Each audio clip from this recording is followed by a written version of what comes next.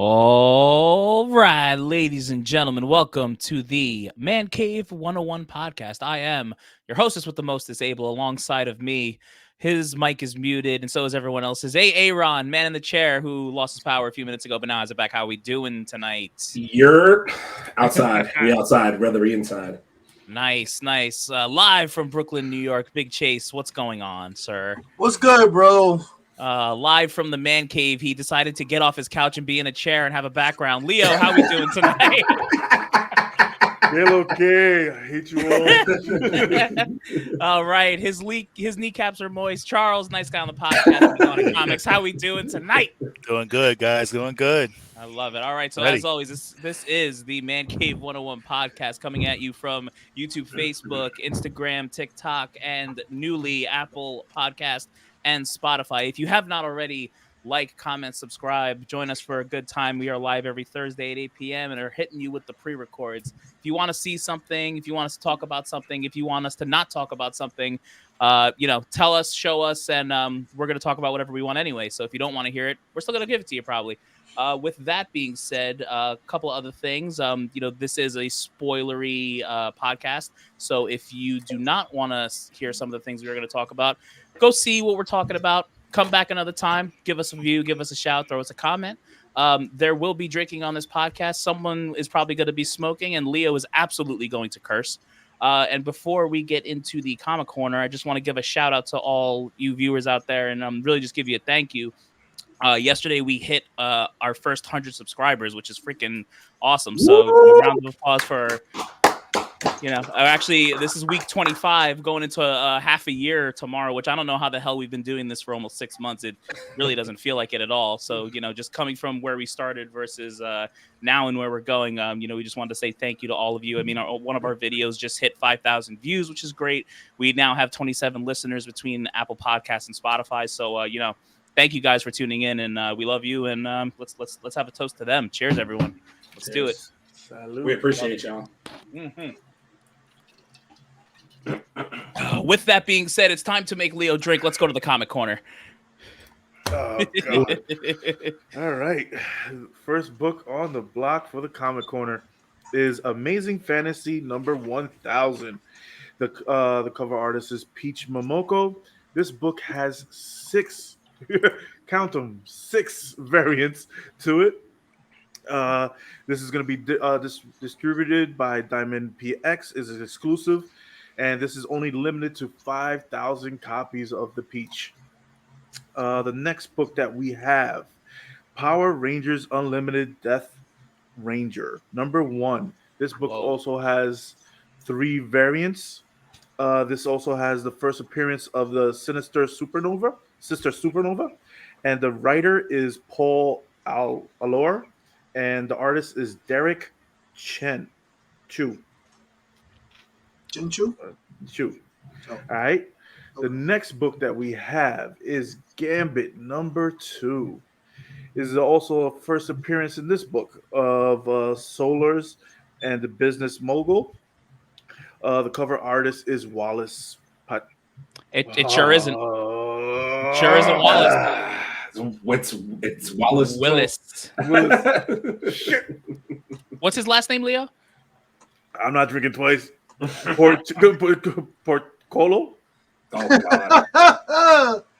Where is there an L in there? You need to drink twice. Like, what are we doing? That's 2. You got to drink again.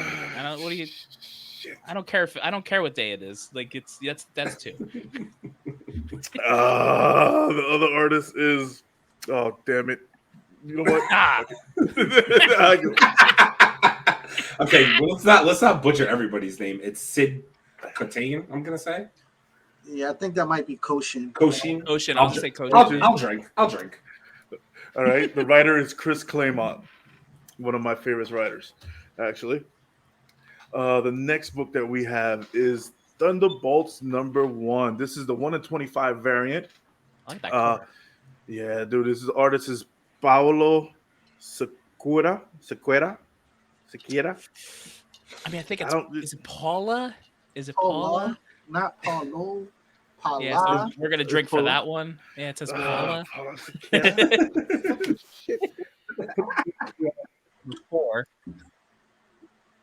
Alrighty. This also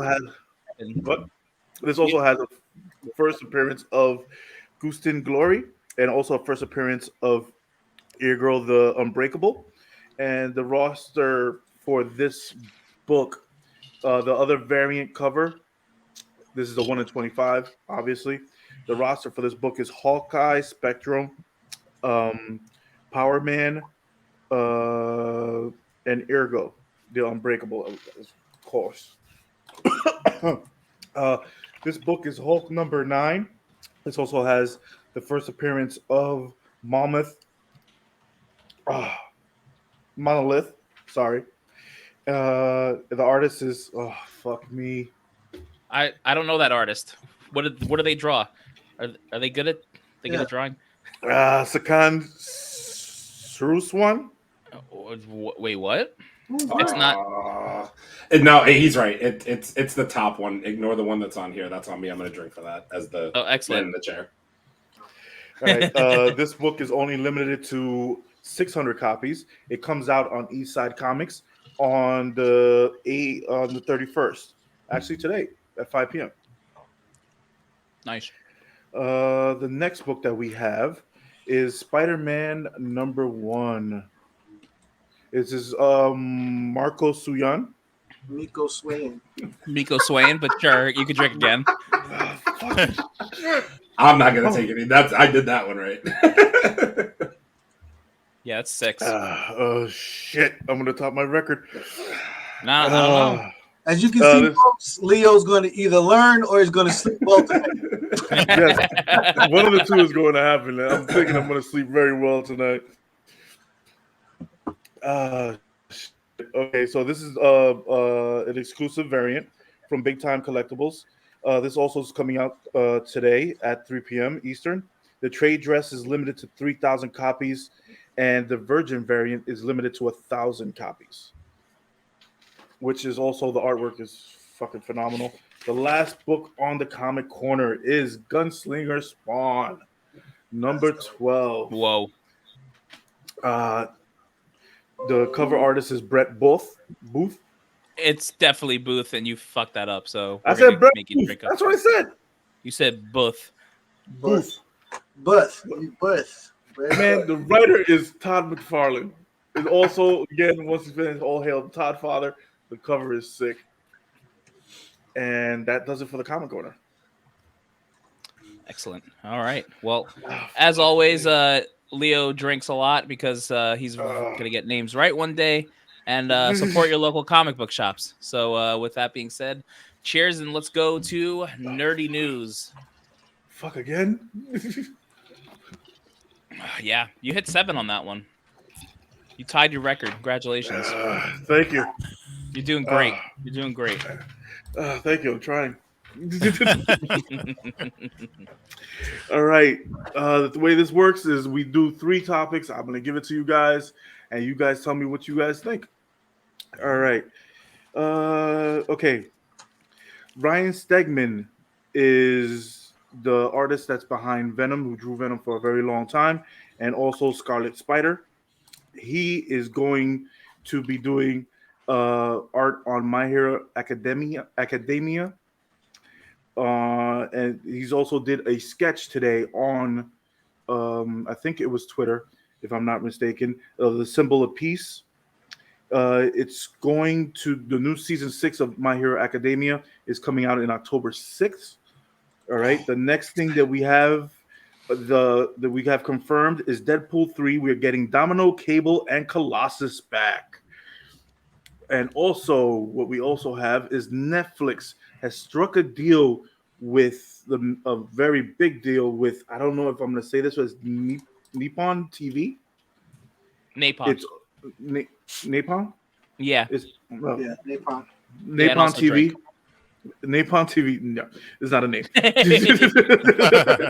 It's being. Did you say the name of the TV thing was Napalm? Like, I thought it's an animation. Okay, so basically Netflix drove up this deal, and they actually have They're getting all the classics. 13 shows. Two of the shows is Hunter or Hunter X Hunter. I don't know how you guys say it. And Hunter, because I haven't seen it yet, and also Death Note. But there's 13 other titles that are coming straight to Netflix. All right, what do you guys think? All right, I'll go first. So I don't really know much about Ryan Stegman, to be honest with you, but if he's involved with Venom and My Hero Academia, I think that's cool. So that's cool. That's great. Deadpool. Let's just get. I don't care who comes with Deadpool. I just want him in the MCU, and I want him now. Even though I'm gonna have to wait a couple of years for it probably. So I'm just excited for him to be in. Netflix and animation. As long as Netflix doesn't take animes and make them into original content, that's fine. Like you could put shows on your streaming platform. Like I'm fine with all that. Just stop taking all these shows and making them live action because I'm not feeling it. So that's what I gotta say about that. Let's go to Aaron. All right, so. Again, I'm not going to sit here and pretend that I know that much about Ryan Stegman. I do know, to Leo's point, he's done some artwork for Venom and stuff like that. My Hero, I actually just got finished watching My Hero Academia, I don't know, 2 months ago. That show could use a little shot in the arm, to be honest with you, because it kind of got lackluster the last season and a half, 2 seasons. So if the artwork is going to go towards his style of grittiness that he does with characters like Venom, I think that could be really good for the show, to be honest with you. So I'm hopeful about that. I will watch season 6 when it comes out. Deadpool 3. Excuse me. I hope that we get an announcement about Deadpool 3 at what's coming up, not Comic-Con, D23. D23. Yep. I'm hoping so, but I think this ties into that whole thing we spoke about a couple of podcast episodes ago with the whole Marvel and the MCU not having rights to the mutants quite yet and all that. So I think that's why they haven't given Deadpool its actual release date yet, if I had to guess, because now that Leo's saying we're going to get Colossus and Domino and all them back, Marvel has to have the rights to them in order to probably use them, if I had to guess. That would be my assumption at this point. But I'm excited. I want Deadpool in the MCU, to Abel's point. We've needed him. I wanted him in Doctor Strange because it would have made the movie better, even if he was there for just a second for comedic relief. But Ryan Reynolds, I'm waiting for you, buddy. And the last one was, I'm sorry, repeat one more time what the last one was. Netflix, yeah. Netflix and anime, right? Okay. I haven't watched Hunter x Hunter yet, but I hear good things and I am going to check it out. It's just a lot of episodes from what I understand. I think that this could be huge for Netflix because I think right now the only places that really stream those shows, I don't want to sound mistaken. I know Hulu has a couple of them. I don't know if they have Hunter x Hunter. I'd have to go back and look. But I also know Crunchyroll, Funimation, all that. That's where you could really find those now, right? So it could be a huge get for Netflix if they could get it off of that platform and get it onto theirs, because it would mean, obviously, for them, they would increase their revenue, bring a whole different demographic because people would want to, obviously get Netflix for those specific animes. They're the two that you mentioned, Hunter x Hunter and what was the other one you mentioned? Death Note. Those are two of the most popular ones out right now as far as animes go. So if they get both of those, it could be a huge get for Netflix and bring people back to the platform, despite all the shiesty bullshit they do with taking shows down too early and all that nonsense. So, it could be huge for them, but I'm cool with that because I still have my Netflix account. So I'd like to, be able to watch my anime there as well. I'm cool with that. So I will pass it over to Charles. So, so I'm all for, I'll start with Ryan Stegman. If you guys are not familiar with Ryan Stegman, he did a really incredible run with Donny Cates with the Venom. He was responsible for the artistry in King in Black. He is also responsible for Absolute Carnage. The guy's amazing. He does some great stuff. If anybody has not read that Venom run with Donny Cates, you are totally missing out. There was so many great moments in that story, and definitely something for you guys to check out if you guys haven't yet. So if he's going to be doing Hero Academia, then definitely they got the right guy to kind of bring that back to life. So shouts out to him. Deadpool. Deadpool 3. So I think that what's going to happen is that we're going to get a lot of cameos. I think we're going to get a cameo from Deadpool first. He's going to be doing some surprise stuff. I think Marvel's kind of keeping it under wraps for us, so this way, it kind of keeps us like this news here and there is like keeping us on edge. Like, okay, when is he going to show up? So I think that they're going to probably do a couple of cameos first with the character, and then eventually we'll get to his third movie. So I think Marvel's just keeping things kind of secretive for a reason.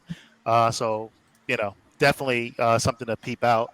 And I'm all for Domino and Cable and these characters coming back. So shout out to those characters. As far as Netflix with Napalm, I mean, obviously Netflix has done well with their anime section of their as far as their streaming service. They've always done well with I think out of all the streaming services, I think that they pretty much have the strongest anime catalog, I believe, out of HBO Max or any of the other ones. So yeah, except for Crunchyroll and Crunchyroll. I mean, Crunchyroll, that's their right. That's their whole thing. Yeah, that's their niche. But as far as all the other platforms, I think Netflix have always been pretty strong.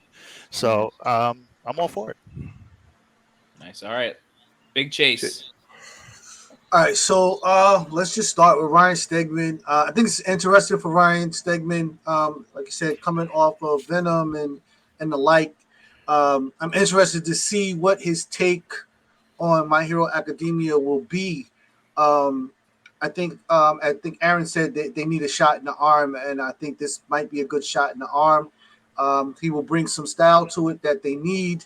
The one thing that always hit me about animes is that, and I guess growing up in the U.S., we're used to cartoons being laid out in a certain way, and it's not like that with anime. Sometimes they have little weird turns, and there's little weird things that happen in the conversation and discussion between the characters.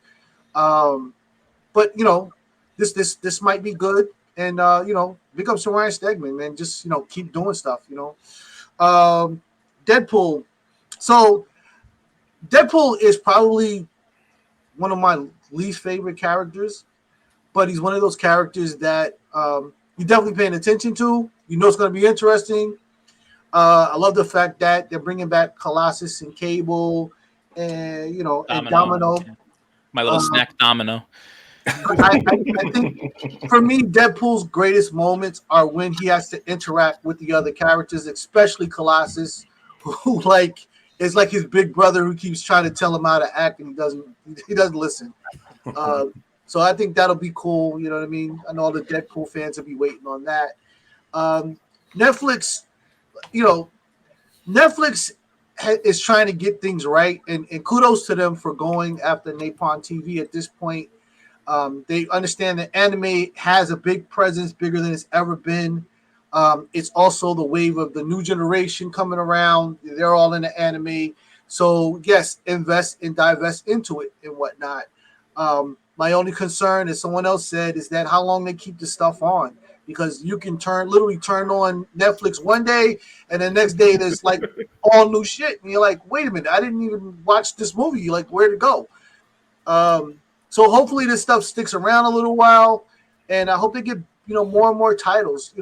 These streaming platforms open the door for new artists, new cartoonists, new stories. So people have to just take advantage of that. You know what I mean? Sure. People have to take advantage of that. So yeah, that's all I have to say about that. All right. Okay, some people returning to shows. Let's see. Ben Kingsley will be returning as Trevor Slattery. Yeah, Trevor Slattery in The Wonder Man in the Disney Plus show. The new girl that's doing Elektra. I'm gonna mess up her name. The new girl that's playing Elektra. Do you want to finish your drink? Do you want to just finish your drink? Oh, you're looking at the camera. Sorry. Yeah, just finish your drink. We didn't even get to topic number 2, and you're screwing up. I won't let you drink alone. Okay. I'm with you too. I'm here. Isaiah Gonzalez. Gonzalez. You play Elektra in Daredevil. She sounds great. She is great, actually. I saw. She's another snack. And Haley Haley Steinfeld will be returning as Kate Bishop. Kate Bishop. You say her name correctly. Damn it. Kate Bishop. It's Kate Bishop. She's coming back in Phase 5. Oh, and our argument from last week, Bagley is not Baisley. joining Bagley, whatever. He's not going to be in FF4. And he's Wait, how do you know? God. Oh, wait, what are you talking about? I need a source. I need a source from that. I need a source. Marvel updates. Marvel updates. Yeah, I saw that too. Like, thank you very much. And they just started. And I just crushed all your dreams. So Yeah. thank you. Who wants to take it first? It's not crushing my dreams. And they just started casting for Sue Storm. Yeah. Huh. Interesting. All right. Who wants it first? I'm gonna go. Well, let's go backwards. We'll go to Chase. Okay, so Ben Kingsley, you can't go wrong. I hope they really give him some room and some great lines. He is one of those actors that will deliver and will take over and whatnot. Elektra, hey, listen, I love when Elektra does kung fu, but let's be honest, she's eye candy and passion alert status on most of these Daredevil shows. So, hopefully she delivers on that. What was the last one? Two more. So Haley Steinfeld as Kate Bishop. She's Kate coming back Bishop. in Phase 5. Yes. Yeah. Listen, Kate Bishop has a lot of promise. I wish her well. I'm looking forward to seeing her. And I'm sorry, what was the last one? Ben Paisley, allegedly not Reed Richards. No, it's already. Yeah, he's not Reed Richards. They're still casting. They just started the casting for Sue Storm. So Bagley had to pack a bag and get the hell up out of here. Okay. I listen. I cannot say it enough. They have to get this fucking thing right. The Fantastic Four cannot be screwed up. So No, get it right, Marvel. Get it fucking right. Yeah, we've had enough. All right, let's go to Charles. What up? Okay, so Trevor Slattery, man, let me tell you, it was a bit of a treat, man. Watching Shang-Chi, and Shang-Chi is one of my favorite MCU films from Phase 4, and I really appreciated how they brought that character back, and the actor that actually played the Mandarin was just amazing. So anybody that slept on that show, please let me tell you something. Shang-Chi was all that in a bag of Doritos. So I'm really looking forward for them to really bring back this character. Ben Kingsley is acting royalty, so they need to keep this guy and keep him working and see where it takes us with him. So as far as the new Elektra, I think this actress that they got, the new one, she's been in quite a few stuff. I think she was in the Dust to Dawn show on Netflix, and yes, she was on Baby Driver, which is an underrated movie. That movie is really good. But she was, I didn't see that whole movie, but the beginning of that movie is amazing. I'm like, really I good. need to watch this movie. Yeah, agreed. So she's been in a lot of great stuff. I mean, she's definitely has the athletic ability and as well as bringing it to the table. I do love the other Elektra from the original Daredevil show on Netflix. I think she did a phenomenal job as well. And I really thought that she really brought it as a character. The tormented and her thirst for her bloodlust and all that other good stuff. So I think she really brought it. But I'm interested to see what this character, what she does. What Elsa Gonzalez, right? Is the new? Was it Isa or Elsa? Isa. Yeah. I think it's Isa. It's a weird ass name. I think it's Isa. Okay. I've heard that before. They dropped the E, but okay. But she played in the Baby Driver as the love interest of one of the bank robbers, right? Yes, that's right. She played right. And I think she was in Kong and Godzilla too, I believe. She was? I think so. But but I'm all for her.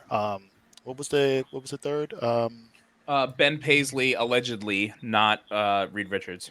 So, yeah, I mean, we've all been speculating that there's just just rumors at this point. So, I wouldn't really get yourself set on anything until they actually announce it. I'm pretty sure that they're doing everything in their power to make sure that this thing works.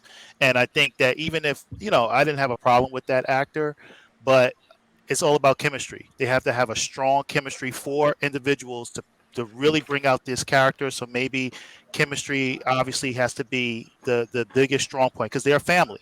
You know what I mean? They gotta provide that in order to really sell this. You know what I mean? And this is the third time that we're seeing these characters. So we'll just wait and see until it's really confirmed.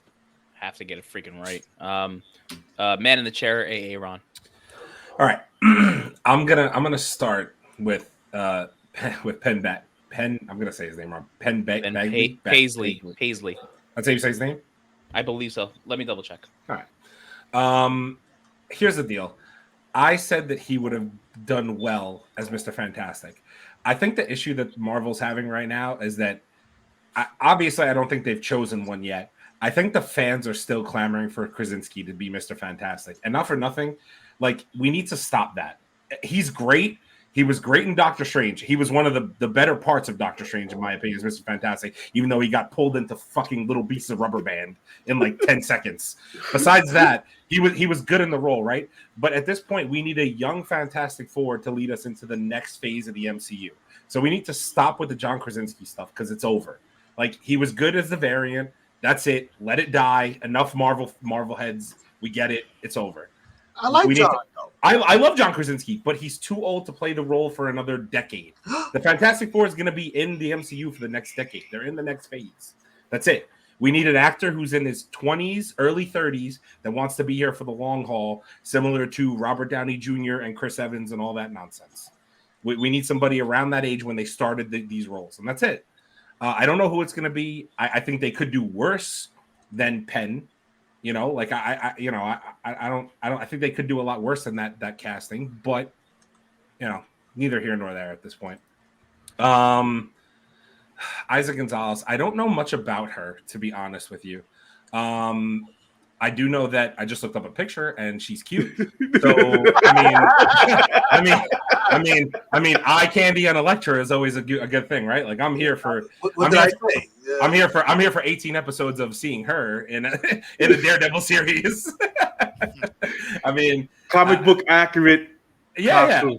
Yeah, agreed. I mean, listen, if we're getting yellow and red Daredevils, you got to figure we're going to get a comic accurate Elektra to go with it. You know what I mean? Ben Kingsley. You know what? I'm gonna double down on what Charles said. I do. Shang-Chi is one of my favorite movies. I've said that's probably the most underrated movie in the MCU to date. I feel like a lot of people sleep on that movie. I feel like that the stunts are well done, the action was good, backstory was good, a rarity considering what we've gotten in Phase 4 so far. I'm just saying it was a pretty good. It hit like all the marks for me. I've seen that movie 2-3 times at this point, and I enjoy it every time I watch it. Bringing him back to be in Wonder Man, I mean, I guess it makes sense. I think that they need to expand more on the Trevor Slattery, that storyline, to be honest with you. And I think that they, I don't know much about Wonder Man as far as a character goes, but bringing him back, I guess, is the right move. So I'll leave it at that, and I'll pass it over to you, Abel. It's Abel's turn. Okay, so first of all, Ben Kingsley. Now, for the most of you may know or not know, I fucking hated Iron Man 3. I hated Iron Man 3. Okay, there were some good moments from Robert Downey Jr. He was really the only saving grace in the movie for me. I hated what they did with the Mandarin in that movie. When I was sitting in that movie theater, I was fucking fuming. Like, I got Mandarins, I got Aldrich Killians, I got fucked. I got fucked out of that movie. I was mad. Tell But when I saw, Tell him why yeah, you're no, mad, son. I'm so angry. I hate that movie. But let me tell you something. When they brought him back in Shang-Chi, and if you haven't watched it either, there's the Marvel one shot of I think is it All Hail the there's All a Hail Marvel the King. shot with All Hail Yeah. the King. Where he gets busted out of jail by the actual 10 rings, and like I'm like, okay, you know what? There is a Mandarin out there. It makes sense. And then they bring him in Shang-Chi, and like the way they used him in Shang-Chi, for me, it redeemed that character. And Ben Kingsley is an incredible actor. So like, I was just really mad at Iron Man 3 that they used him in that way. But they're bringing him back. So honestly, put him in whatever you want. If he makes sense with Wonder Man and there's a good interaction there, awesome. Elektra. I mean, let's just be honest, guys. It should be Jennifer Gardner. It should just be her. She should just come back. Can we stop? Can we stop? Like, seriously, can we stop bringing back? Listen. I'm sorry to cut you off. I just wanted to make you. I wanted to make you angry. Like I got no reaction out of any of you. I love her too. But can we stop casting these actors that have been in this already and they're older? No, obviously I'm joking, but I just what the hell do you have against old people? Shit, I don't have anything. Like if you have an AARP card, don't come here. You're not Kevin in the movie. Listen. I don't know, man. I was out with Aaron the other day, and he said, "Look at those old bags over there." These guys. No, listen to me. I just think we need to move in a fresh direction with more 100%. But I also listen. If you're gonna bring back Charlie Cox, if you're gonna bring back Kristen, what's her face for possibly Jessica Jones, hopefully they bring back the guy that played Luke Cage because I loved him. If you're gonna bring back all these characters, why not just bring back Elektra and try and work it in? But whatever. We can Iron Fist though, like literally fist him in the ass and just start over. Damn, bro. Tell him why you're mad, son. Oh my god. And Haley Steinfeld as Kate Bishop. She's here to stay. I really liked her. I think Kate Bishop. I think she played the role amazing. They're gonna use her in some Young Avenger stuff. Like she's like her along with the girl who played Miss Marvel. Like these are the future women. Like She-Hulk. They ain't going nowhere. So I was cool with that. So glad she's coming back. Ben Padgley, by the way, I think is the correct pronunciation. I was trying to look it up. It's hard to hear with pretty sure. It's hard to hear with AirPods in my ear. Honestly, I was kind of excited about this one. I don't know if you guys have seen the whole series, but he was really good in that. Serial killer, stalker aside, there are moments where like he's narrating in the story and like he's playing the smart moves throughout the whole show. Like you could tell like how like it would have made sense for me for Reed Richards because Reed Richards is supposed to be the smartest man, right? The way he talks and is calculated and how he played that role, I felt would have fit very well as Reed Richards. Obviously in a non-stalkerish serial killer, that way. But I hope it's false because I actually thought that was a good cast. And again, he's younger. What is he in his 30s? Like he's probably young. I'm pretty sure he's 29. So there you go. Like he's right sure there. Like and to Aaron's point, like you need a young Fantastic Four right now that's going to be here for the next 10 years. And listen, one of the biggest rumors going around now is that Marvel might use Secret Wars to totally reboot everything. Because think about it, right? We have no more Iron Man. We have no more Captain America. Who knows how long we have Thor? Who knows how long we have Hulk? Like this might be their opportunity to take some of these characters, change the actors up, make them fresh. Like, because think about it, what does Marvel want to do? They want to make money, they want to sell toys, they want to sell tickets. And right now, you also got to realize Marvel has thousands and thousands of characters. Yeah, that's fine. But you know what? Let these characters die out and start all over. But the Fantastic Four. The Fantastic Four hasn't been in the MCU. No, listen. So you don't think Marvel right now wants to continue to sell Iron Man and Captain America toys? They're gonna find out a way. They're gonna figure out a way to do that. Ironheart.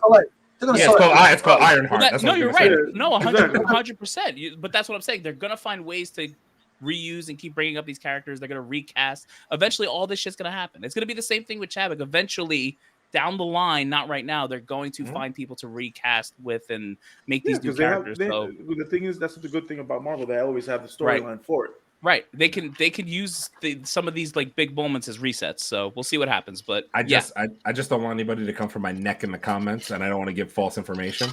Penn Bagley, I just looked it up. He's 35. So okay, he's 35. So even 10 years is 45. But even you get him for 10 years, he's 45. Right. Robert That's Downey what I'm Jr. is 52 now. What is Right, he, he's 52 and played Iron Man. And he drinks Satan's blood, and he looks young as hell. Okay. Okay. I mean, same with Chris Evans is in his 40s, and he was Captain America until forever. I think Paul Rudd is 50. Paul Rudd is 50. Yeah. Paul Rudd is drinking from the fountain of youth. Okay. Him and Lorenz Tate. They made deals with the devil. It's completely outrageous. They don't age. Remember that time we played trivia yesterday and you didn't get Paul Rudd's name right, Abel? I'm not letting you live that down. I had to call you out on the podcast. Damn. So for the people at home that don't know, we played a little trivia at a bar last night, and I went up there and Paul Rudd stared at Paul Rudd's face and didn't know who it was. But to be fair, I said, "Oh my God, it's Ant-Man. Why can't I remember his name?" And for the sake of the game, to try and get more guesses, I passed. Like I knew it was Ant-Man. Paul Rudd just did not pop in my head. I don't know. Shaking my head. Oh, shit, Jesus Christ! Listen, it is what it is, man. It's different when you're up there with a microphone in your hand with people watching. All right. Leave me alone. All right, the next.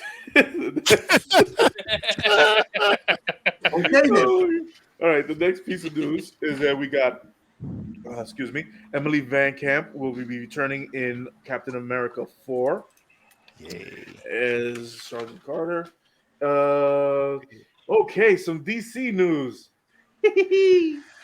All right, Ben Affleck and Henry Cavill will be returning to the DC, and they are part of the 10-year plan. They signed on. I need a source. Who says who? Says DC. Oh, they put it out there? I need to see it. Okay, I'm going to look it up right now. DC Universe. They signed up for 10 years. Both Ben and Henry Cavill. Rudy. I'm gonna get this wrong. Is a new name. Rudy Panko was deemed perfect by Marvel to be playing Johnny Storm. Let's see. The final trailer for Black Panther is coming out in September, ladies and gentlemen. Ooh. All right, who wants it first? And we're gonna cover it. We sure the hell are.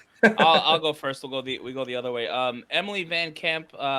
She's obviously gonna play a big role with Thunderbolts in Captain America because she's the what's the name? What do they name her? The she's the the frick was the name guy? The broker, the power broker. Yeah, the power broker. So I kind of like that they're taking her character and putting a spin on her a little bit. I thought she was kind of boring in Civil War. Not Civil in Winter Soldier 2. So like I kind of like that they're spinning her a little bit. I kind of want to see what happens with that. DC, like for the love of God, I don't even know. Like they can't mess up Henry Cavill, man. They really need to find a way to make sure they keep him forever because I really like if he comes into the MCU as Hyperion, I would freaking love that. I really would. It would be and like it's such a Kevin Feige move to do too. Like, how can I piss off DC and my main competitor? I'll take their Superman and make him the Marvel Superman. Like that's what I'll do. Like, so I hope for DC's sake they figure all out. They're just a mess right now. But the guy that played that they might see that's gonna play Johnny Storm, I saw a picture of him. Like you never know with these things. I really don't know. I hope at D23, what is it, next week? I think they're doing the panel next Saturday. I really hope they just give us the cast so we can stop freaking rumoring it and talking about it and speculating about it. Just give me the damn cast. Just give it to me. And what was the last one? I wrote it down. Final trailer. God. Yeah, I would be shocked if by the latest, what is it? So that's Monday, whatever that Monday is, the 12th. Like that, I think that's the latest we'll get the trailer because usually, if I'm not mistaken, Marvel will drop their like big trailers on like a Monday morning, like an early Monday morning. So I think at the very least, that's what we're looking at. So I'm ready for that movie, even though I'm gonna be working in South Carolina, but that's a whole nother thing. Yeah, let's go to Aaron. Okay, I'll just start off where you left off. So, Wakanda Forever final trailer. in case you don't know, we here at Man Cave are all about this freaking movie. So the final trailer coming out, I mean, I can't wait to see what other little tidbits they're going to give us in this next trailer, the final trailer, if that's it. And yeah, I'm going to leave it at that and let everybody else talk about it. So Rudy Pankow, I know he's from Outer Banks.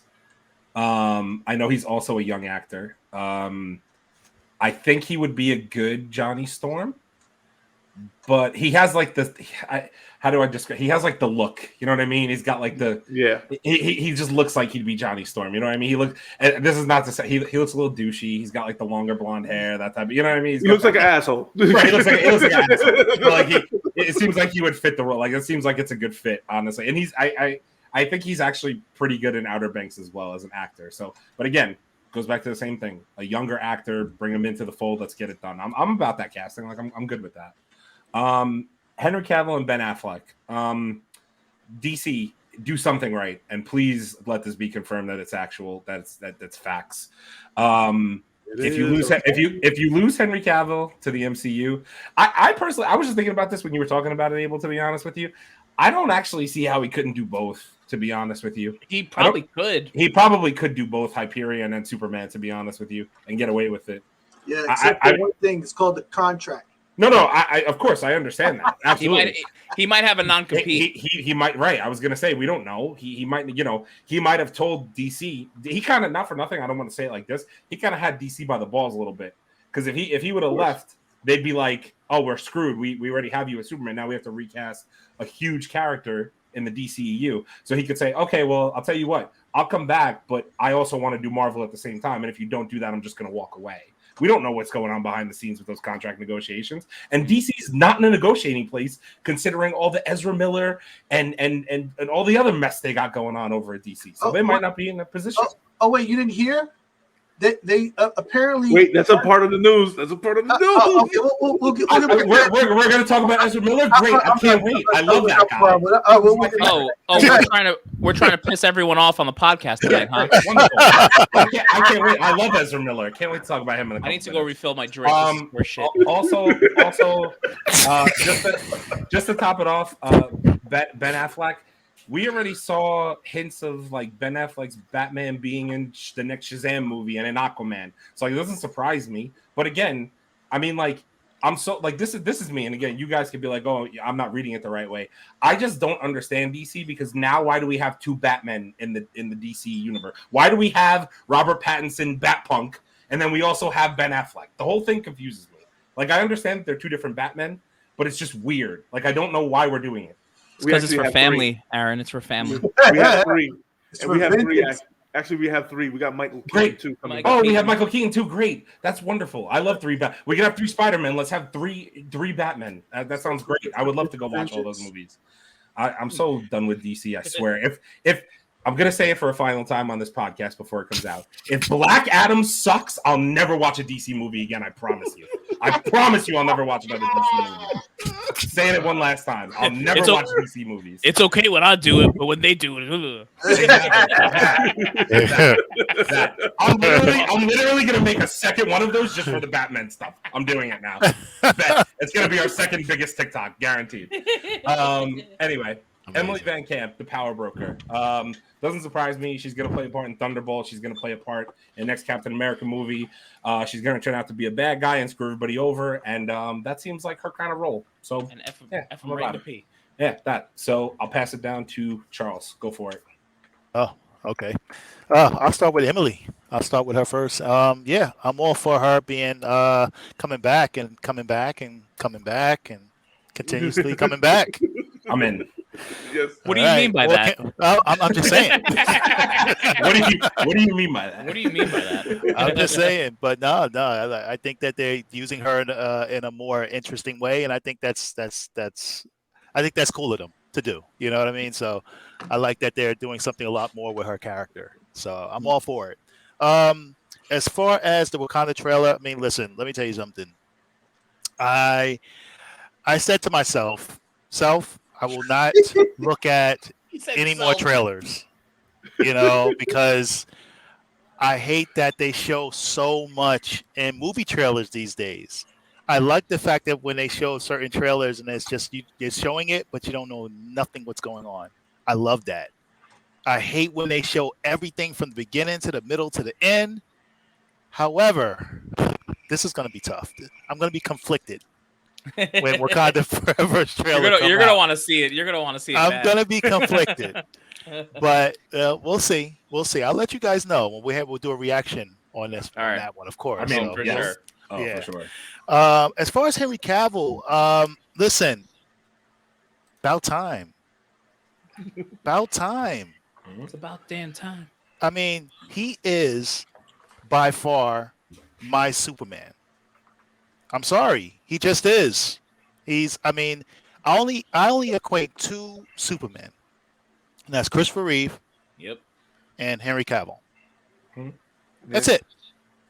I mean, some people love Smallville, but he wasn't Superman, right? I love Smallville. I'm But- not gonna lie. Nothing But he against, was not nothing against him, Superman. but he wasn't Yeah. Superman. No, he wasn't. Not This until the is- very end. Not until Not the to the- very end. Not to the very last season. Yep. And then they had this other what's it- guy, Lois, Superman and Lois.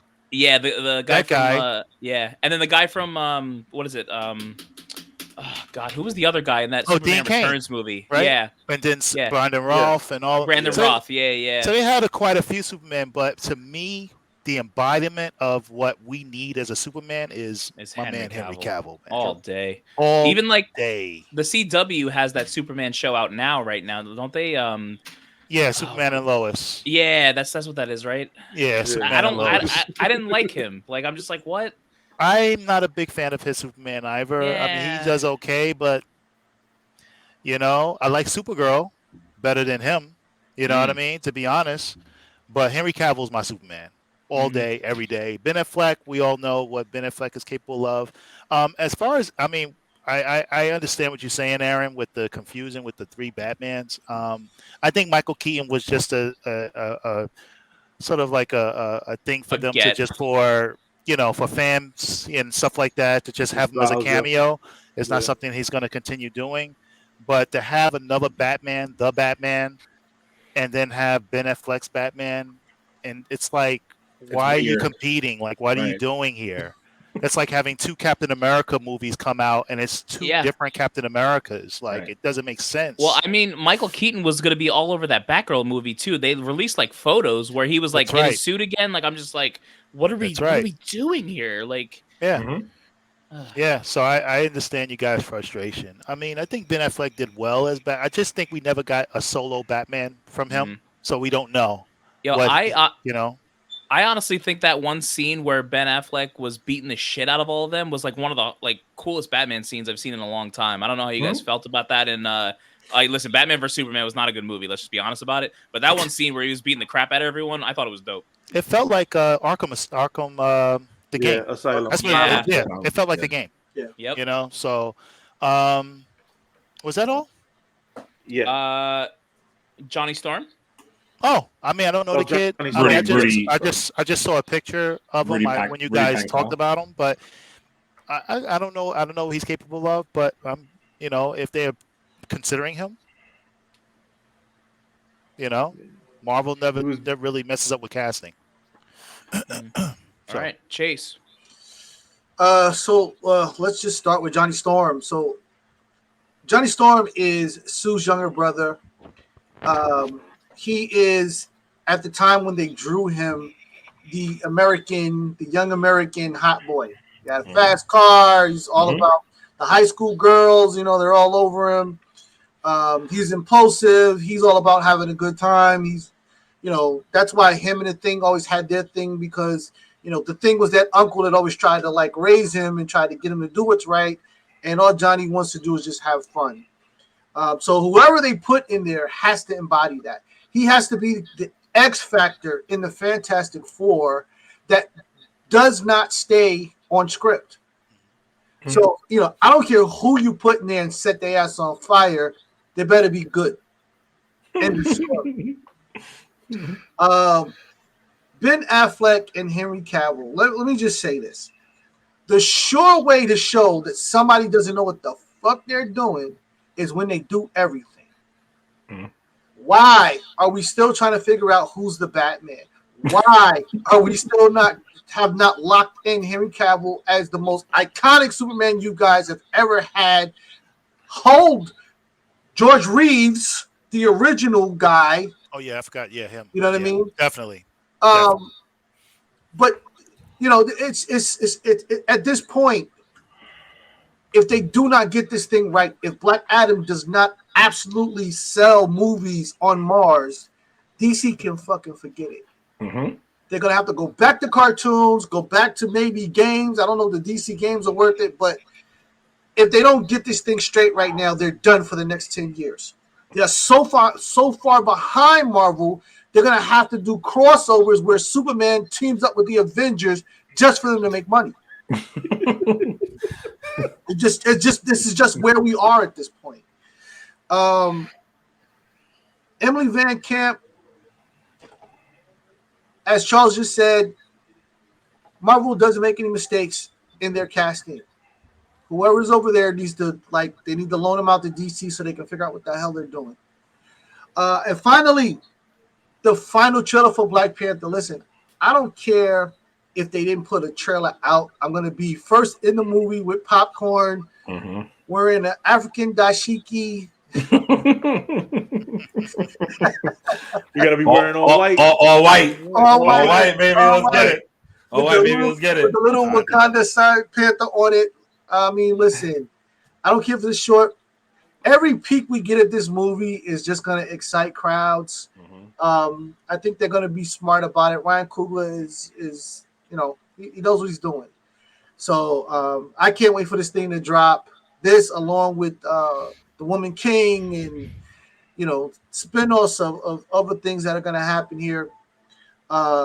It's just going to be dope. Just going to be a dope. So that's all I got to say about that. Don't forget to bring out tissues for those man tears, man. Listen, man tears up in there, boy. Listen, I'll be the first one to boo-hoo. I don't give a damn.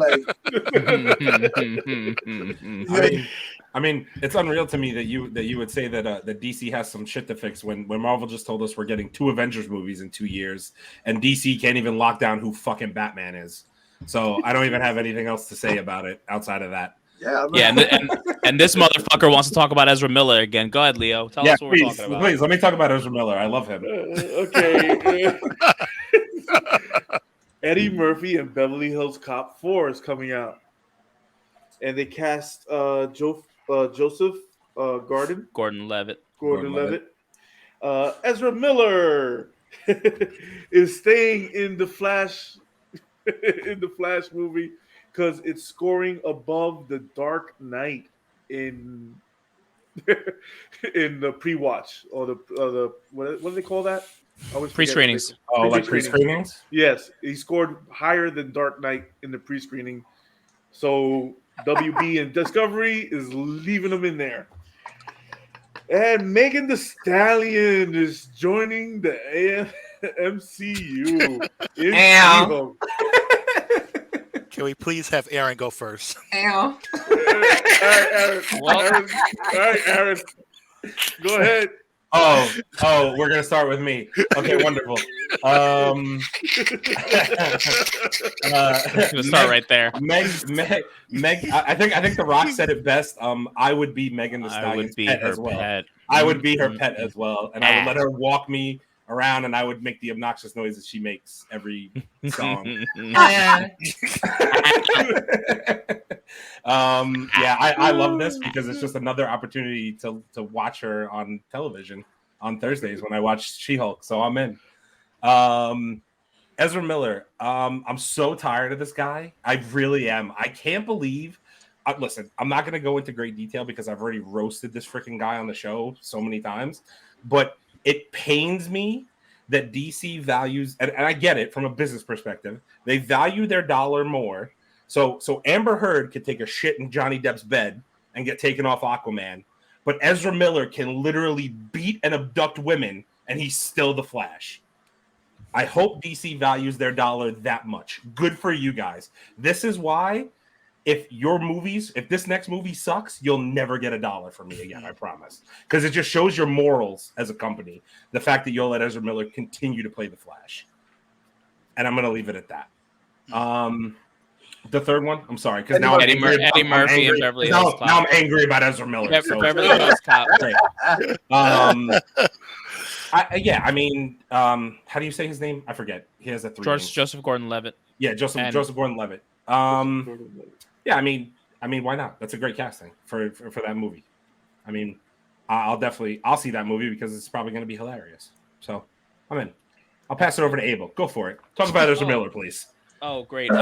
So I'm done talking about Ezra Miller. I'm not doing it anymore. So you guys have fun with that, but I'm exhausted. I'm not doing it. Let's go to some hoes in this house. Some hoes in this house. Megan the Stallion. This just in, her character will be Twerktania. She will be shaking her butt throughout the entire episode she's in. Confirmed? Yeah, confirmed. 100%. The source is me. That's it. Just look at her Instagram. If you don't think that at some point some of that's coming out, I don't know what you're watching. But I'm sure they'll find a funny spot for her or whatever. It'll be a funny little cameo thing. But I love you, Megan.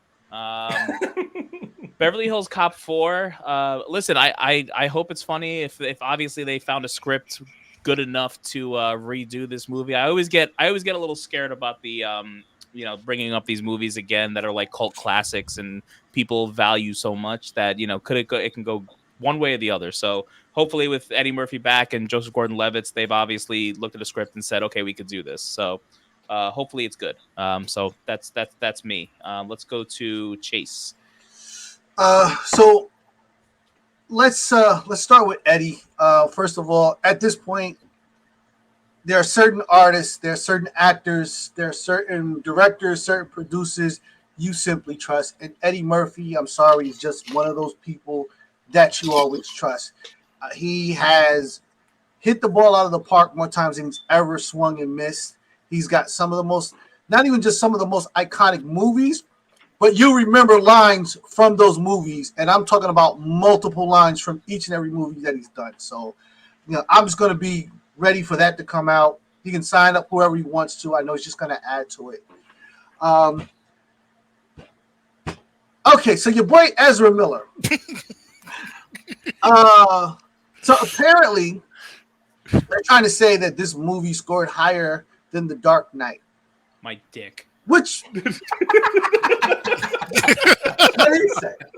I think that only might be true in the fact that people want to see something new. When this whole Shabaka was going on with him, they said that the pre-screenings were bad.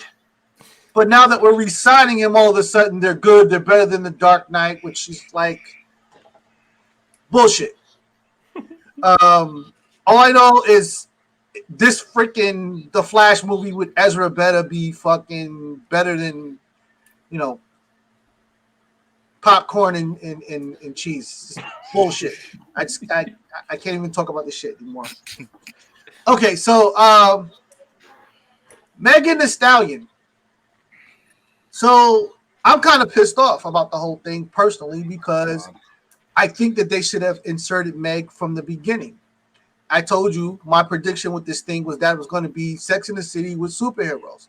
And I think that they should have put her in early in the game, made her a girlfriend to the She-Hulk. Oh, God. And that would have added some texture to this damn thing. Yeah, it would have.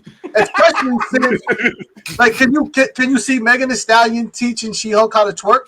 Yes. Live on Instagram. I'm actually picturing it now, and I see this part. The She-Hulk twerking on TikTok? The fact that hasn't happened yet is very upsetting. I know. You know what I'm saying? They're twerking. You're hearing WAP in the background.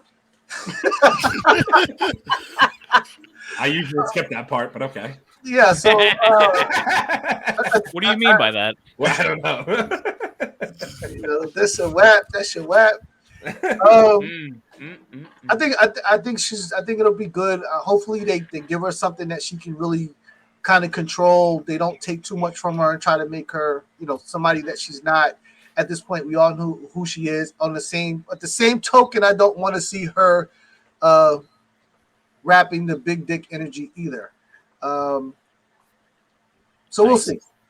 We'll see. All right. All right. Last but not least, the nicest guy on the podcast. Talk to us about Megan. I was going to start with Megan. Yeah, you were.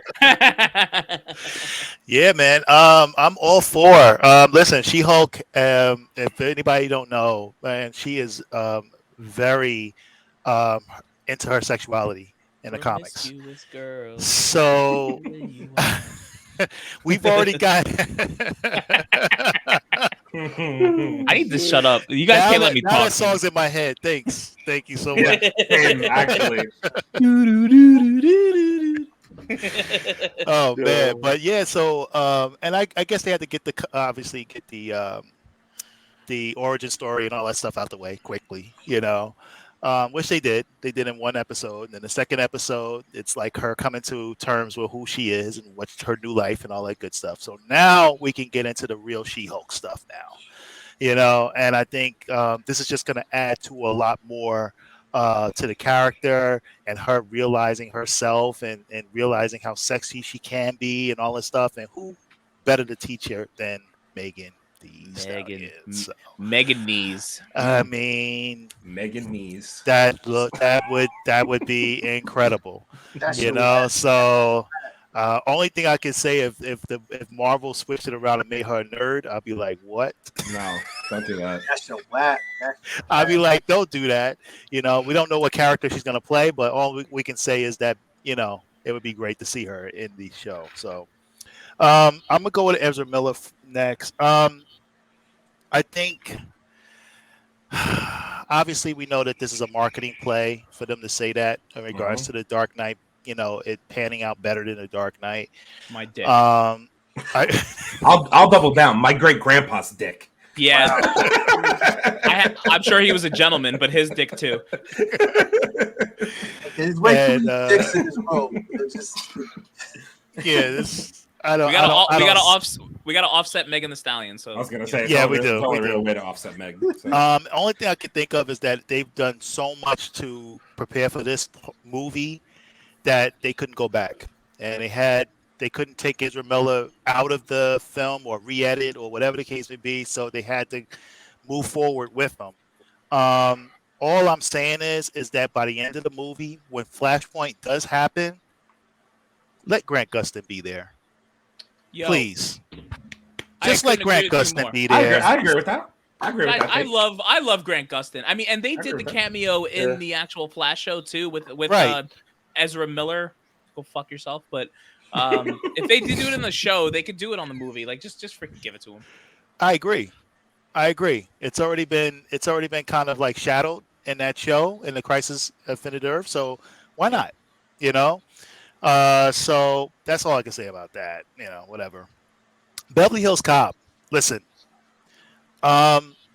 Growing up in the 80s, people don't really understand what Beverly Hills Cop done for not just, I won't say just the culture, but just as far as cop films in general, because they don't give Beverly Hills Cop Axel Foley credit where credit is due.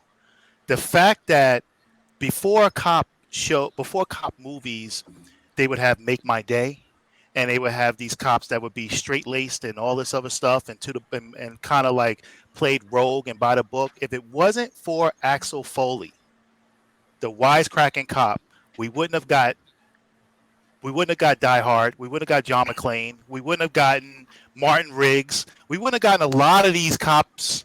They started to change. You saw how Hollywood started to change the way they were doing cops before Beverly Hills Cop and after Beverly Hills Cop.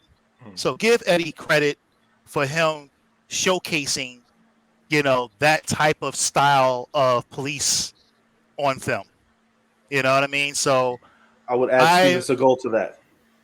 Well, Steven Seagal, yeah. Well, he played it like a crime drama, but Beverly, like as far as Eddie Murphy, man, he killed it. That was his coming out party, Beverly Hills Cop.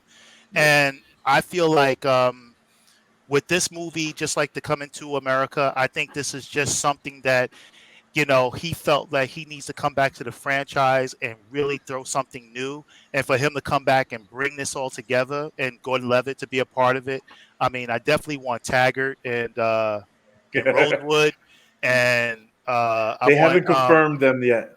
I want Surge. I want I want Surge back. I want all those guys back. They haven't confirmed they haven't confirmed the last two guys though. I mean, it's a shame that Inspector Todd died in the last Beverly Hills Cop, but I mean, the actor passed away anyway. Unfortunately, but. There's a lot of characters they can bring back. Damon Wayans with the bananas. Hey, come on, take those bananas. Put a banana in your tailpipe. So they can bring back a lot of great characters, kind of so like what they did with Cobra Kai. They can do a lot. You know what I mean? So I'm kind of hoping that we get not just one Beverly Hills Cop 4. I'm hoping a Beverly Hills Cop 5 and a Beverly Hills Cop 6. Do another trilogy. Nice.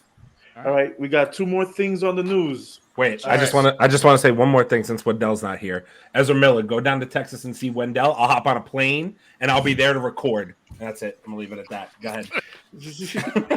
All right. The rumors are being that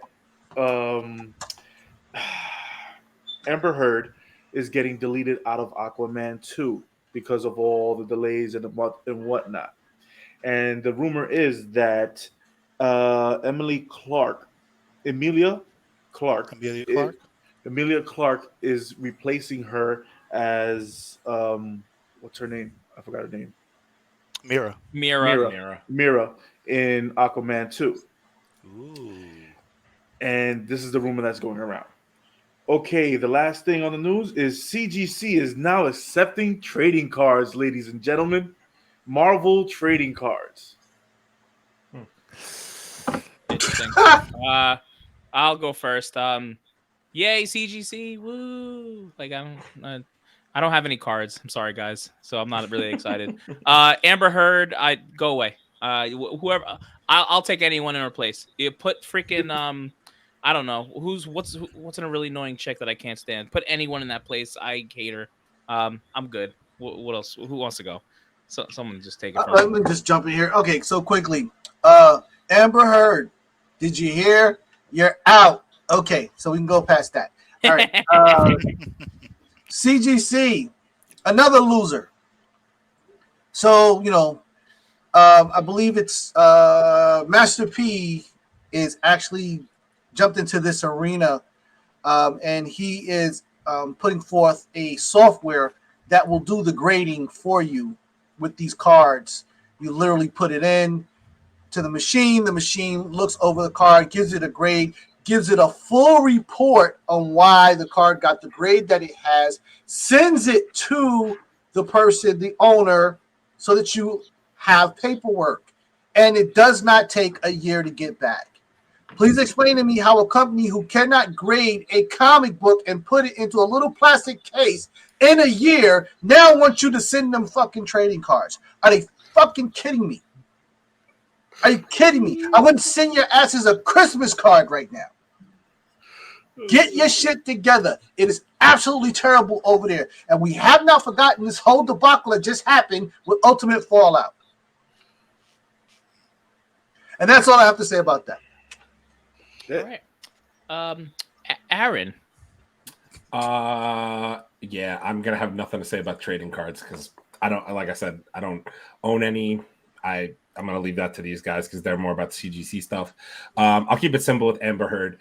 You literally and metaphorically shit the bed on your career. Congratulations. I hope that you. I hope that everything was really worth it because now you're out, and that's it. Charles, go for it. You love to see it.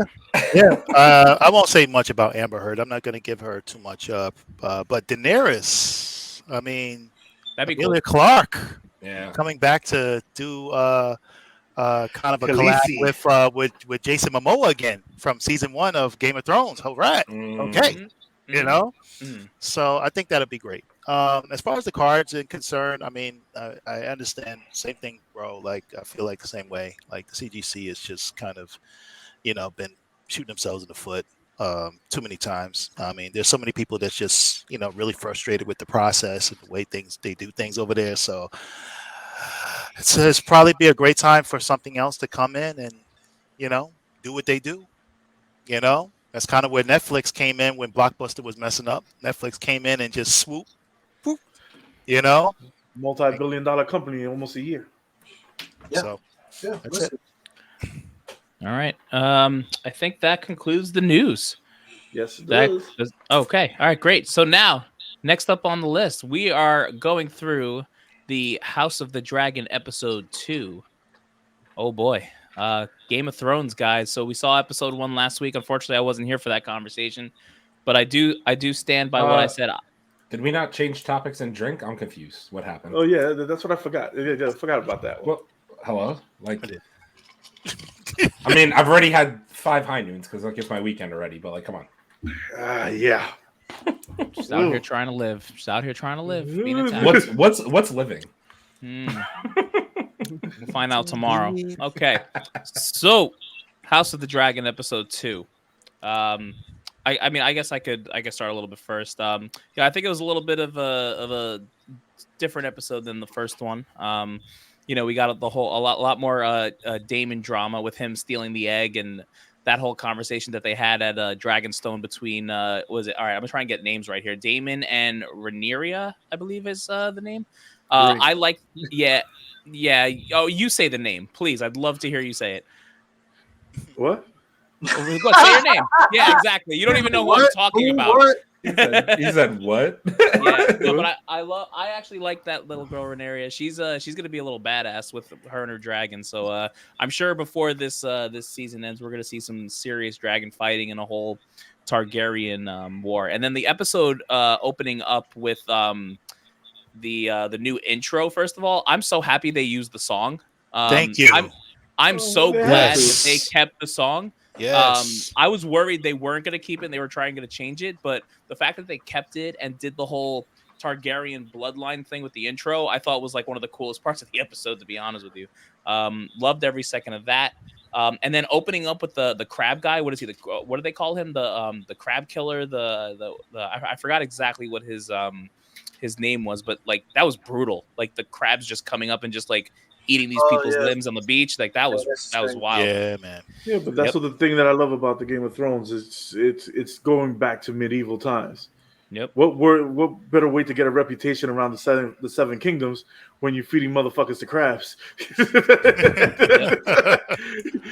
literally freaking staking you to a cross or to an X on the beach and just waiting for high tide. Yeah. Oh, actually waiting for low tide. With open wounds, no less. With open wounds, no less. And As it's if like the salt water alone won't God. The pain in that alone is enough. Yeah, it's crazy. And then you have also like the story with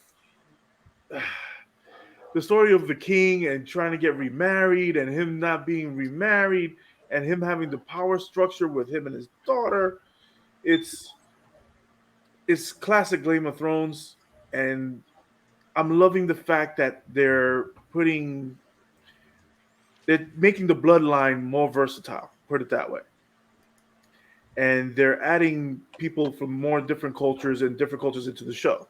So you're getting people from Grayskull, you're getting people from not Grayskull, but from think about fucking He-Man. What was the other one? What's it called? Is it Bloodstone? Bloodstone. Yes, from Bloodstone and Dragonstone. Dragonstone, yep. And you're getting them, but you notice one thing that you haven't seen the wife yet, the brother's wife. We haven't seen her not once. What, Daemon? The one that he's actually married to. Yeah, you haven't seen it. Yeah, we haven't seen her yet. So what's up with that? 100%. Me knowing that guy, that kind of guy, that bitch is dead. She's dead. She's been dead. Yeah, He fed her to the dragon. All time. Yeah. She fed her ass to the dragon, dude. No, and listen, was it Viserys, the king, having to choose a freaking person and chooses the freaking Hightower, the hand of the king's daughter. Hightower, that guy's positioning himself. You know how Game of Thrones works. They're all playing each other. It's all about a power struggle, like him and the whole Master of Ships thing. And then him at the end going to Daemon, like trying to team up with him.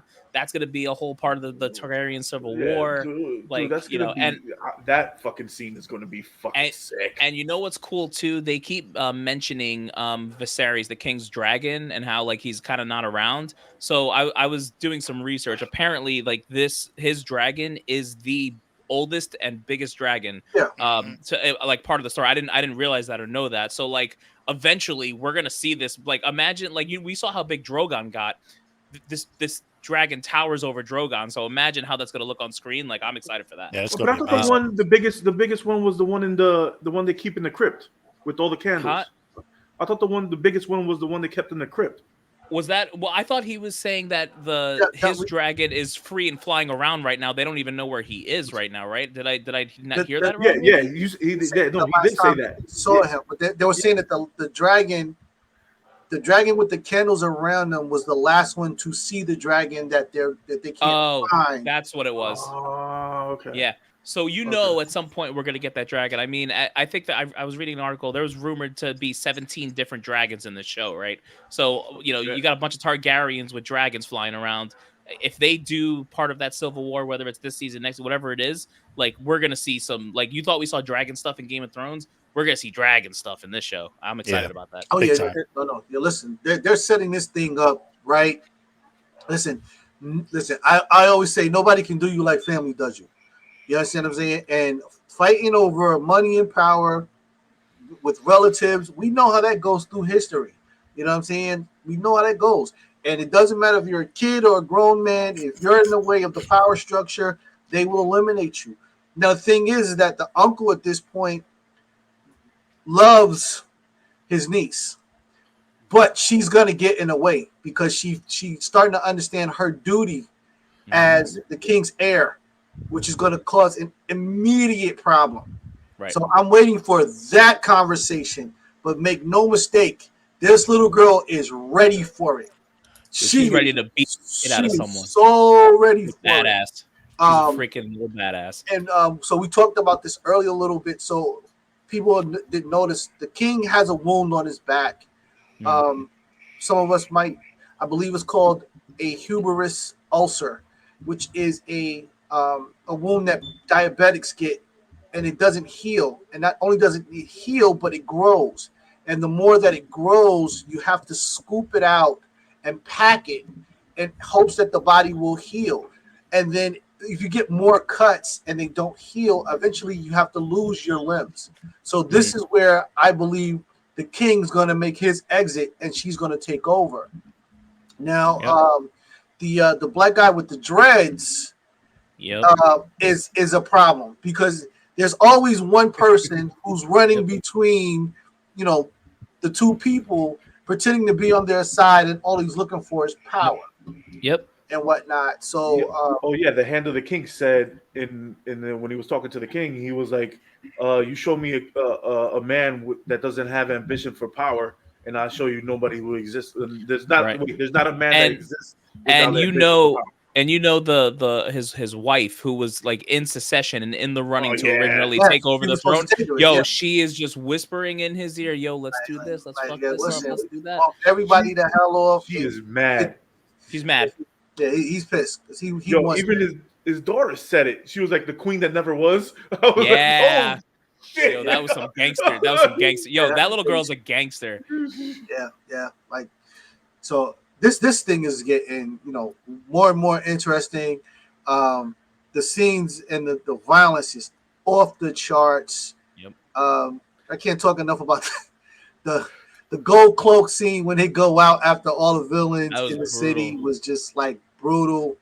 I felt bad for even those guys, even if they were criminals. Like, dude, when you have to put when you fill up enough body parts to put in a cart that has to be drawn by 2 horses. Bad. How many body parts is that exactly? I feel bad for those guys in those goddamn crosses, bro. Yo, you got another animal eating you alive, literally. Yeah.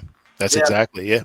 And then little bites. They're just like it's just enough to cause you pain. It's not even enough to like The killed first scene, the first fucking 5 seconds, you see the crab opening up the skin and just fucking shit out. I'm like, what the fuck? So what I thought was very interesting is that they said second sons a lot, and I don't know if you remember when in the original series when they went to what was it something with an M, the pyramid thing, Marine. I think it was Marine. Marine. That whole little revolting group was the second son. So I'm wondering, is this the birth of the second sons? Like, could be, and also like the crab eater too. Like I heard a cool rumor that maybe he's like a forgotten Targaryen or like a bastard, like someone's kid that maybe like he just got thrown away and now he's just revolting against like the Targaryens or the Valerians, whoever they are. So like there could be a whole thing there too that we don't even know about. So like I think he's gonna be a bigger part in the show than we think he is, that crab eater guy or whatever his name is. Because also we had in Game of Thrones, we had the king's bastard son too. That what's the face? Baratheon. You had the Baratheons. Yeah. And I mean, think about it. We've already seen a Stark. I'm sure a Baratheon's gonna come up somewhere. Like we're gonna keep seeing these family names and these like little Easter eggs to like the original Game of Thrones show come up. So I think it's gonna be really good. And like what when you guys were talking last week, what I was saying about George R.R. Martin is that, and listen, let's just be honest. I don't think anyone wanted Game of Thrones to end the way it wanted to end when it ended, right? Like, listen, they could have easily done 2 more seasons. And what's crazy is that since this show has started, George R.R. Martin, the original creator of Game of Thrones, he has been talking shit about the series. He wanted to do 10, 11, 12 seasons, however many seasons they could have done. HBO was in. The writers didn't want to do it. Those 2 fucking guys, I forgot their names, but I'm telling you right now, they're the ones that really like screwed the pooch on that. Because even George R.R. Martin came out and said, like, yeah, the last season, I had nothing to do with it except for, the actual world building that I created, the characters I created. Like he was being an asshole about it. Yes, I saw that interview. He's bitter. He's bitter. So now he's actually involved more with this show than he was with the original Game of Thrones. So that's why I personally think this show has an opportunity to be even better than the original. That's why I think that. So I didn't get to say that last week. Listen, when you start to concentrate on the things that really matter is where the shows get good. And it's a simple, understanding, a fight for power, a fight for the throne. You add dragons, you add a little mysticism to it, gratuitous violence, and overt sex. Like, can we talk about the sex scenes in this show? This is not a show for kids, and some adults need to leave the room too. It takes the stepbro stuff to the next level, if you will. We'll leave it at that. Let's leave it and then I believe so. This season has 10 episodes. So if I remember correctly, with Game of Thrones, usually episode 8 is the 8 or 9. It's the one of those episodes are usually the big action piece episodes. So those are the episodes. Those were the episodes you need to watch out for. Like I said, I believe they were episode 8s. I thought those were the ones that were the action-packed ones, where they spent all the money and time and put together these crazy, like in the original show we had, I think the Red Wedding was close to that. The Battle of the Bastards, the fight at the wall, the White Walkers when they had to go get the dragon die, like all that shit. So like we're coming up to that big action set piece soon. So we still got some time. We're just getting warmed up, but I'm excited for this show overall. And the end of the episode, all you see is the Crab King looking up, and you hear the fucking dragon. Yeah. Oh my! When I saw that, I was like, "You are fucked." Like I'm curious. Like, are they just gonna go right at like him, Damon, and the guy Corlys or whatever his name is? Like, are they just gonna like take the ships and the dragon and just go right after the guy, like, and just burn him? Nah, listen. I don't know. Listen, when she goes to retrieve the egg, they already have the dragon there. You know what I'm saying? Like, they already have the dragon there, and not for nothing, his dragon looked a little bigger than hers. Oh yeah, for sure. Oh yeah, so for sure. Definitely younger. At this point, I just, he's already set up to, take power by force. But what the thing is that I also liked about the show, they kept talking about the free lands or the free people.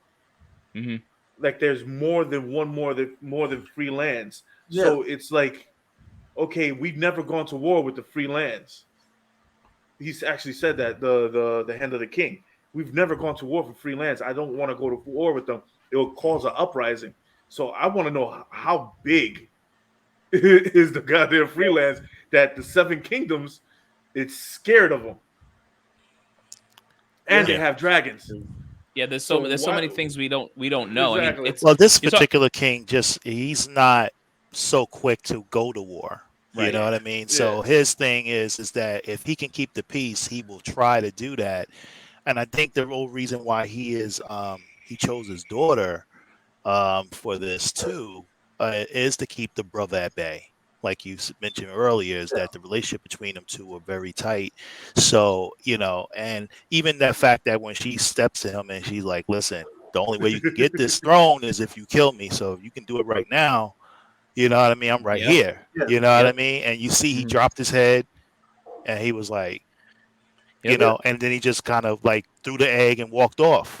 You know what I mean? The way he threw the egg, though, that was classic. So that was funny. But also, I'm also pretty sure. So we know the Targaryens, right? Their whole thing is like, listen, they mess around with each other within the family. They marry each other. They, aunts marry cousins and uncles, right? So honestly, the girl Rhaenyra or whatever and Daemon, that might be a thing. Like at some point during this show, because you can already see it on her, she might look at her father and say, You're just weak. Like every move you make, you don't want to do this, that, and the third. Like she might side with Daemon before the end. And listen, if you wanted to look up the story, I'm sure it's out there. But I'm trying not to do that. But like just looking at it already in the dynamic that we've seen between them in the 2 episodes, like they might team that up. First episode was that first episode when he gave her the chain. That was very creepy. That's what I'm saying. that was very creepy. But I don't think that number one, I don't think the King's going to be around that long. Yeah, I agree. Second, I think by the end of the season, he's out. I think they're going to kill him off. Yeah, and I think that is just a line that she's not ready to cross. Like he made her swear. And most kids, when a parent gives them something, especially something, and to make a promise, it's to the heart. Ironclad. Yeah. And so I don't see her breaking that. Plus, she has her own sense of right and wrong, what should be and what shouldn't be. I think that the loss of her mom also kind of, broke her and whatnot. So I think losing both parents and, being set in this, in this position to take power, I can see it's going to be a war. There's no one else in that room that can actually, at this point, go against Daemon and win. You know what I'm saying? The other guy, Corleone or whatever his name is. Yeah, the ships, yeah. He's trying to go with whoever's going to be the winner. That's why he's on. Daemon can do what he wants. He's like, oh, no, I'm with you, King. It's like, he doesn't have enough power, even though he commands the naval ships. He doesn't have enough power to take over. And no one else in that room does. Because remember, they said that they called people from all the 7 lands in order to choose a new heir. But it only came down to 2, which means that nobody else actually has enough power, enough authority, and enough influence to take over.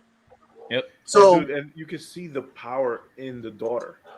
When she came back from Dragonstone, and the father was all pissed off at her, and he opened the door, and she was like, "Can I?" She's just like, "What?" She's like, "What?" Can I sit? What? Well, she's learning. Like, what do you? Yeah, she's learning. You could see that what she's doing is, they always talk about this. Like, if you want to learn, just let everybody else talk, and you just sit there and be quiet.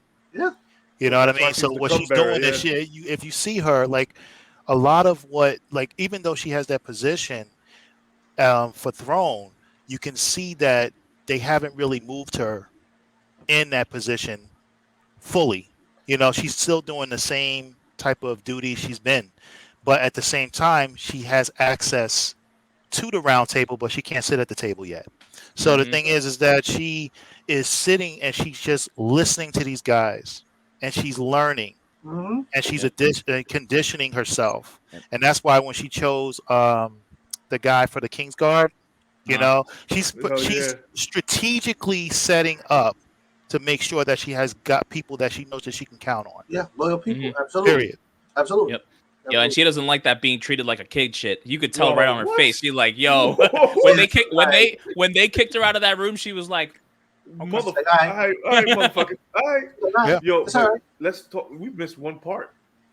The throne room in Game of Thrones, all the swords that are sticking up off the ground. It looks so It's so great. good. Why did they change that? Amazing. No, dude, it looks so good though. No, but why did they change it in Game of Thrones though? Because, dude, you know what? That. Well, that you know what it is. Sick. You know what it is, dude. The special effects right now and the way it is versus even like 3-4 years ago, dude. You know how much more they can do right now? It's insane. Like, dude, that's why I'm excited. That's why I'm really excited about like the whole dragons of this all, because I think they're gonna put a whole bunch of dragons on screen and just let them go at it. I'm excited for that. Oh my god. Yeah. Dude, but the CGI right now with the dragons. Fucking phenomenal. It looks insane. Those dragons look cool as shit. Yeah. Phenomenal. What? When my man took his girl, when the guy called her a whore to her face on the bridge, I thought my man was gonna throw a knife at him. I swear to God, I was like, this motherfucker dead. But that's the thing with this guy Damon though. He's like fucking with them. Like he knows he's not gonna have kids with that chick. He knows he's not gonna marry that chick. He's just saying it just to fuck. Yeah, I just took this dragon egg because eventually I'm gonna have a kid. Like he doesn't even want kids. Like he said it. He's like I don't want kids. So he's fucking with them and playing a game. That's what he's doing right now. He's trying to get in everyone's head. Because he's playing by his own fucking rules. Yeah. If he hasn't shown anything else, think about how many different positions he has had in the King's Court, and in every position he does whatever the fuck he wants. He's not playing by their rules. Right. So, you want an heir? I'm gonna have an heir. Yeah, I'm gonna have one with this whore right here. Yeah, with this whore over here that I'm not gonna marry. Yeah, because he knows that that's gonna be the most despised thing that they would think that he could do and whatnot. Yeah. So, she did the most female. She did the most. She was like, "I came to you for protection." I don't feel safe with you. I was like, bitch, you don't even know where you stand in this fucking relationship. Right. Relationship. You don't know your stature in this Game of Thrones, you little brat. It's crazy. It's gonna be amazing, man. I think they really. I feel like this show is going to really set the tone, for some really mesmerizing, like as far as artistry and acting and the action sequences and everything. I mean, we got that from the beginning, just from the horse, the jousting, just from that alone, right? Yeah, that was cool. Just from that alone, what you got, like, and that's just jousting. That's not even like combat. Combat. What's crazy is that they took that from the first episode of Game of Thrones, because if you remember, it was a very similar fight with the Cleganes. They had that whole fight, so they took that and put it on another level with the way they shot it, and they use that episode just to show you, like, listen, this is gonna be Game of Thrones, but we're gonna be up here like even more. So they're smart. Very smart. This is the only thing that's saving HBO Max.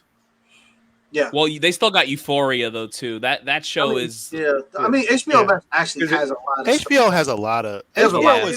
Wait. Okay, so there's only Euphoria, Game of Thrones. What other shows?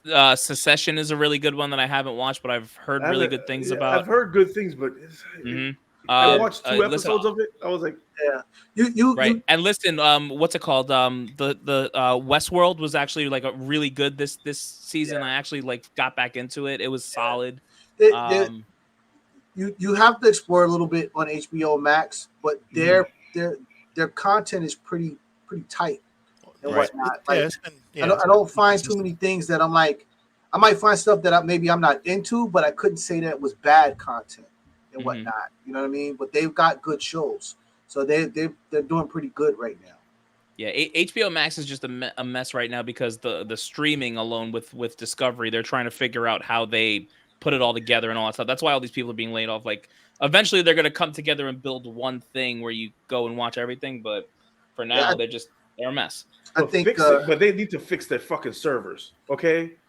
If I get more fucking delays in me watching and getting that fucking little spinning thing coming up when I'm watching Game of Thrones, I'm going. Well, dude, but that's how popular this show is, man. It breaks their servers. Yeah, Like that's I think they were saying something like the first episode was the most streamed premiere in HBO or HBO Max's history. Like that, it was like it's already breaking records, and we're 2 episodes in. So, yeah, they probably didn't expect that, which they should have, because Game of Thrones is like their #1 show. Like, so they should have expected it. But but listen, the truth of the matter is that by letting that happen only makes it more popular, because if they simply delivered it, there would never be any news that the servers had a problem because so many people were watching it. Yeah. Yep. So sometimes you let it break because it gets the word out.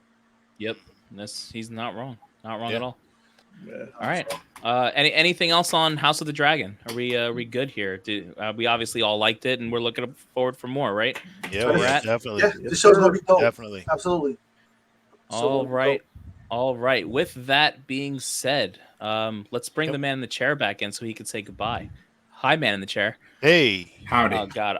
All right. So, ladies and gentlemen, this has been the Mancave101 podcast. As always, we are live every Thursday, bringing you pre-records as well all throughout the week. Like, comment, and subscribe. YouTube, Facebook, Instagram, TikTok, Apple Podcast, Spotify. Let us know, what are you watching? What are you into? We're interested to hear it, and we want to talk about it. So with that being said, from myself, Aaron, Leo, Big Chase, and Charles Speak On It Comics, have a great night, and we'll see you guys soon. Give me my outro. Let's do this. Yeah. Peace. Peace out, Pete.